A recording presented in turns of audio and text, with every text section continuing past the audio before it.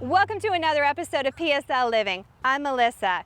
Today we're going to be talking about backyard gardening. It's a lot of fun, and also you could fill your refrigerator with a ton of food.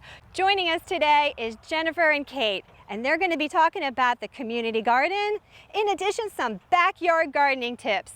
Welcome, Jennifer and Kate. Good morning. Thanks for having us. Jennifer, can you tell us more about this incredible community garden? So we are here in the city of Port St. Lucie's community garden. We opened up the community garden in 2011 with 49 plots that we rent out for $25 annually. It is private, closed to members only. But we are a great community of growers and gardeners. We have anywhere from expert level to novice and beginners. Just last year, we started hosting programs in the garden, including my favorite, the Youth Garden Club, scheduled to start here in November. And just last year, we also teamed up with IFAS, St. Lucie County, because they are an incredible resource on all things gardening. Awesome. So the dirt is ready. We have the gloves, we have the shovels. Can we plant something? We're ready to go, almost. We can talk a little bit about what we're gonna start with. I always start with the soil. You know, this is really kind of the building block of any garden, that whether you're in the raised beds here at this awesome community garden, or if you're at home building a bed, your soil is really, really important. Okay.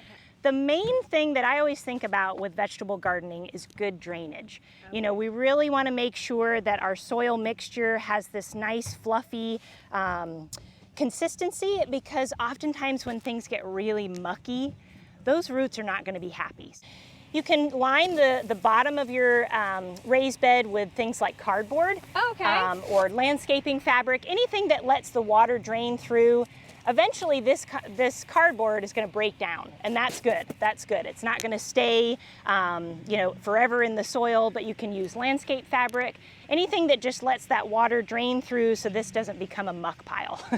Well, that's perfect. Okay, so we're talking about soil and drainage. Yes. Anything else? Is there a third tip? The other tip that I would definitely share, and I've shared with you all as well, is really paying attention to the right plant for the right place, but also the right timing is really important in vegetable gardening.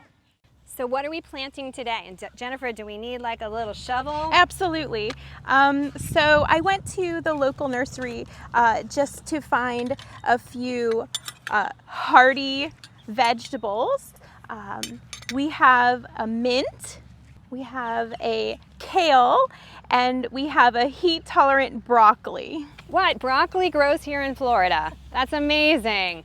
Jennifer, how did you get started into gardening? Well, I was always raised around gardening. My family was always really good at it, and I just kind of labeled myself as having the black thumb. And so I didn't really get into it for a long time, but I started really getting into cooking for my family, and I got really good at it. And with gardening comes the freshest ingredients and the best flavors. I brought a few of my favorite Florida hardy kitchen scraps with me today, a pineapple top and green onions. So what I do after making my meal is I just use the leftover scraps and stick them in a pot of water for about 4 days. You'll see them start to change. These green onions will sprout and start growing out of the top, and their roots will start blooming, as well as the pineapple. You'll start to see his roots coming straight from out of the bottom, and usually I pull off the fruity part until you get to just his core, so you can see those roots coming out better. Once the roots have bloomed, you really just pop it in. I just poke my finger in and stick one right in the ground, and there it'll grow. Oh, that's incredible. Thank you guys so much. Is there anything else that I'm missing? Just have fun with it, be creative, and if you have any issues, give us a call. So where can people find out more information about this community garden? So you can find out more about the community garden on the city's website, www.cityofpsl.com. Perfect. And Kate, what about your website? Where can people find out more information? So really there's a ton of different ways to find us, but the St. Lucie County Extension website is really the best way to keep in touch with us, get on our mailing list, check out our calendar. But IFAS Extension in general, you can check out those websites for general information as well.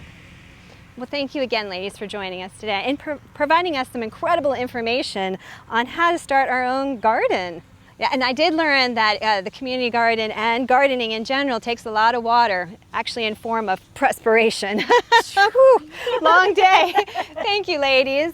And if you want to learn more about upcoming episodes of PSL Living, visit www.cityofpsl.com/news.